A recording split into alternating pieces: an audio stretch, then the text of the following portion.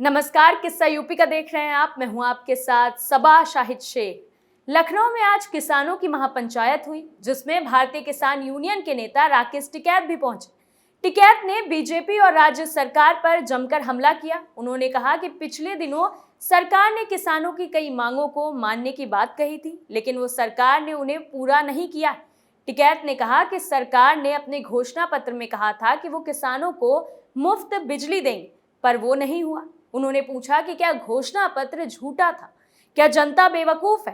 राकेश टिकैत ने योगी सरकार पर भी हमला बोलते हुए कहा कि सरकार ने किसानों को बहकाने का काम किया है।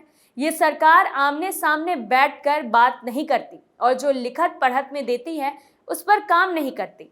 हालांकि राकेश टिकैत के दावों में कितनी सच्चाई है, आज इसी पर चर्चा करने के लिए हमारे साथ मौजूद हैं कैपिटल टीवी के एग्जीक्यूटिव एडिटर राजीव जी। राजीव जी, बहुत बहुत स्वागत है। धन्यवाद। राकेश टिकैत के दावों में कितनी सच्चाई है? राकेश टिकैत ने दावा ही क्या किया है? बेसिकली राकेश टिकैत होता कौन है ये दावा करने वाला कि सरकार किसानों के लिए क्या नहीं कर रही है और किसानों के लिए क्या कर रही है।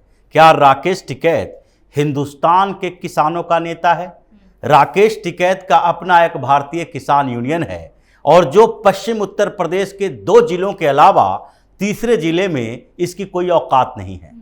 मुजफ्फरनगर के आसपास, मेरठ, मुजफ्फरनगर, शामली के जैसे जगहों पर राकेश टिकैत के कुछ नेताओं कार्यकर्ताओं के साथ अपना संबंध है, लेकिन इसके अलावा इसी की जो संगठन है इसका भारतीय किसान यूनियन, उसी का विभाजन पिछले दिनों हुआ उत्तर प्रदेश चुनाव के आसपास, जब राकेश टिकैत ने लगातार राजनीतिक गतिविधियों में शामिल होना शुरू कर दिया तो भारतीय किसान यूनियन अराजनीतिक बना कि हम कोई पॉलिटिकल काम नहीं करेंगे। और उस समय ये छटपटा के कह रहा था कि हम तो कोई भी राजनीतिक काम करते ही नहीं हैं। आज इसने क्या किया? लखनऊ में महापंचायत करेंगे और किसानों की समस्या की बात करेंगे। कौन सी समस्या ये बताएगा नहीं, सरकार क्या करना चाहती है ये बताएगा नहीं। मुफ्तखोरी की आदत वाली बात है कि किसानों को मुफ्त बिजली देने की बात सरकार ने की थी। ये कौन से घोषणा पत्र में कहा गया था किसानों को पूरी तरह से मुफ्त बिजली देंगे? हाँ, जो बातें कही गई है वो बातें की जा रही है। 2000 रुपया अगर किसानों को दिया जा रहा है हर 3 महीने पर, तो वो पैसा सरकार डायरेक्ट बेनिफिट ट्रांसफर के माध्यम से किसानों के पास भेज रही है। ये राकेश टिकैत जैसे दलालों का उसमें कोई दाल नहीं गल रहा है और इसलिए ये बौखलाए हुए हैं कि अब किसानों के साथ डायरेक्ट सरकार डील करती है। ये नेताओं का, संगठन का कोई भूमिका ही नहीं रही। राकेश टिकैत ने पिछली बार आंदोलन किया किस बात को लेके? 3 कृषि कानूनों के खिलाफ, और आज किसान हैं जो मांग कर रहे हैं उसी कृषि कानून के समर्थन में। राकेश टिकैत आज पंजाब जाकर प्रदर्शन क्यों नहीं करता है? आम आदमी पार्टी की सरकार है और वहां पर किसान 1 साल से प्रदर्शन कर रहे हैं अपनी मांगों को लेकर, लेकिन वहां पर नहीं जाएगा कहां? लखनऊ में। तो ऐसे पिछले दिनों जब दिल्ली में प्रदर्शन हो रहा था तो उस समय सीएम योगी आदित्यनाथ से एक बात पूछी गई थी कि राकेश टिकैत का कहना है कि हम लखनऊ को दिल्ली बना देंगे। तो उन्होंने साफ तौर पर कहा था कि लखनऊ लखनऊ है, दिल्ली दिल्ली है।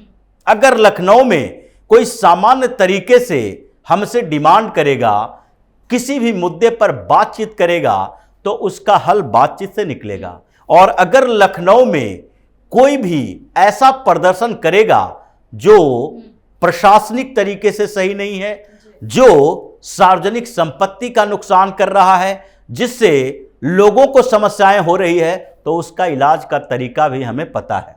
राकेश टिकैत अभी लखनऊ पहुंचा है। ये कह रहा है कि पूरे हिंदुस्तान के किसान लखनऊ आएंगे। ये पूरे हिंदुस्तान के किसान लखनऊ क्यों आएंगे? या फिर पूरे उत्तर प्रदेश के किसानों को भी ये लखनऊ बुला ले। पिछले बार जब दिल्ली, नोएडा, गाजियाबाद, ये यूपी बॉर्डर पर जो प्रदर्शन किया इन लोगों ने, जो हाईवे को जाम किया, उस समय उत्तर प्रदेश के भी किसी उत्तर प्रदेश के पूर्वांचल के किसी किसान संगठन ने इनके साथ शामिल होने का फैसला लिया? कोई किसान पूर्वांचल से आया हो, ये पंजाब, हरियाणा, पश्चिम उत्तर प्रदेश, और इसमें से भी 10% किसान वो जो कि संगठन से सीधे जुड़े हैं और जो अपने आसपास के लोगों को दिल्ली दर्शन करवाने के लिए, घुमाने के लिए यहां बुला के लाया था, ट्रैक्टर ट्रॉलियों में भर के, ट्रकों में भर के, मुफ्त में पैसा, मुफ्त में खाना, 500 रुपया पर डे का उन लोगों को पेमेंट किया जाता था। तो ये राकेश टिकैत की हकीकत सबको पता है कि लखनऊ में ये किसान महापंचायत कर रहा है। बता क्या रहा है कि किसानों की समस्या का समाधान नहीं हो रहा है। अब किसानों की समस्या राकेश टिकैत को पता ही नहीं है तो समाधान के लिए सरकार से नेगोशिएशन क्या करेगा। इसकी सबसे बड़ी तकलीफ यही है कि सरकार है जो राकेश टिकैत जैसे नेताओं की नहीं सुन रहा, जो अपने आप को किसान नेता कहता है। सरकार क्या कर रही है, सीधे बातचीत कर रही है। अगर गन्ना किसानों से बातचीत करनी है तो पैसा देना है, गन्ना किसानों का बकाया का भुगतान करना है, सीधे सरकार गन्ना किसानों से बात करेगी, फैक्ट्रियों से बात करेगी और वहां पर गन्ना किसानों का पेमेंट करवाएगी। वो शुगर मिल से बात करती है। अब इन नेताओं की दलाली की जरूरत सरकार को नहीं है और इसलिए अगर ये राकेश टिकैत ने किसानों को भड़काकर भारतीय जनता पार्टी का नुकसान करवा दिया होता तो 2022 में जो उत्तर प्रदेश का विधानसभा चुनाव हुआ, ये अखिलेश यादव की दलाली करता रहा। क्या हुआ अखिलेश यादव का? अखिलेश यादव अगर राकेश टिकैत जैसे लोगों के समर्थन से जीतना होता तो 2022 में राकेश टिकैत अखिलेश यादव को सीएम बना दिया होता। जो राकेश टिकैत अभी बात कर रहा है, किसानों की बात करते हुए एक और बड़ा किसान की बात करने लगा और वो है आजम खान। बोल रहा आजम खान के खिलाफ जो सरकारी एजेंसियों का दुरुपयोग किया जा रहा है, अखिलेश यादव को उनको साथ खड़ा होना चाहिए। ये अखिलेश यादव और आजम खान ये कब से ईमानदारी का पुतला हो गए, जिसके लिए ये राकेश टिकैत जैसे लोग उसको किसान बता रहा है। जब तुम किसानों की समस्या की बात करने गए हो तो उस समय आजम खान जो कि अपने आप को इनकम टैक्स के सामने बोला कि हम किसान हैं। किसान मतलब खेती से जुड़े हुए पेशा जो है वो सब कृषि कार्यों में आते हैं, चाहे आप मछली पालन कर रहे हो, डेयरी उद्योग लगाए हुए हो या फिर सीधे तौर पर खेती कर रहे हो। ये जो सारा का सारा प्रोफेशन होता है, पेशा है, वो कृषि पेशा में आता है। इसलिए इनकम टैक्स में इसके लिए अलग से व्यवस्था की गई है कि इनकम टैक्स में छूट दी जाएगी। और आजम खान भी किसान बन गया कि हम डेयरी खोले हुए हैं, भैंस पालन करते हैं, उसी के पैसे से हमारा घर परिवार चलता है। ये करोड़ों अरबों की संपत्ति जो इकट्ठा किए हुए है उसी के पैसे से है, डेयरी पालन के पैसे से है। और इसलिए हो सकता है टिकैत जैसे लोगों को आजम खान से भी पैसा मिलता होगा और आजम खान जो कि ब्लैक मनी रख के भूल जाता है कि हमने किसके पास पैसे रखे थे।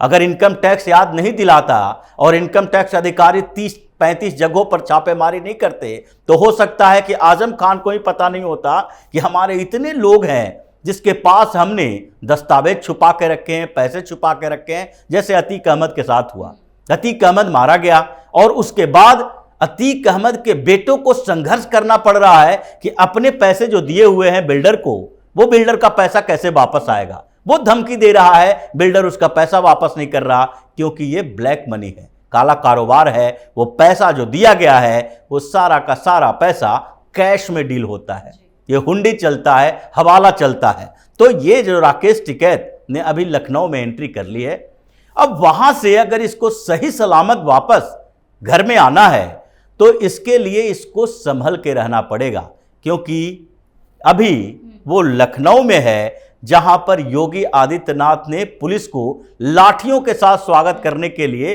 पूरी तरीके से तैयार कर दिया है कि अभी तो ये पंचायत कर रहा है, जिस दिन ये प्रदर्शन पर उतरेगा उस दिन ये बात मत सोचना कि राकेश टिकैत है, नरेश टिकैत है, किसान नेता है या फिर सामान्य तथाकथित किसान है।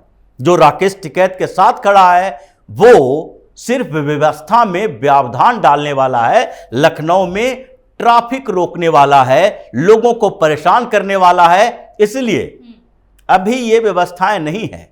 अभी अगर वकीलों का प्रदर्शन भी होता है तो काले कोट से सरकार डरती नहीं है बल्कि उसकी पिटाई करवाती है।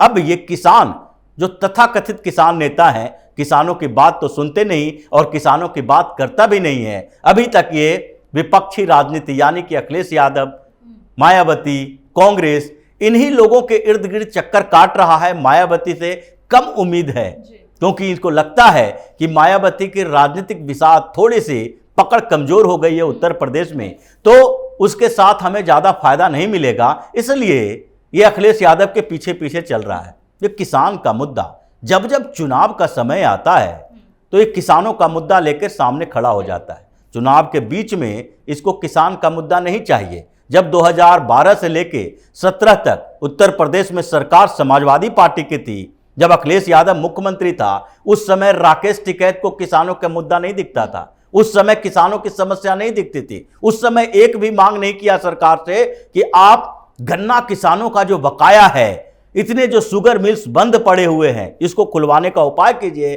क्योंकि गन्ना उत्पादक किसान परेशान हो रहा है, वो अपना गन्ना बेचे कैसे। तो ये जो चुनावी मेढक है ना, वो अभी निकले हैं और अभी शांत करने के लिए योगी भी तैयारी कर चुके हैं कि जैसे ही ये शांति व्यवस्था को भंग करे, इसकी शांति को भंग कर दो।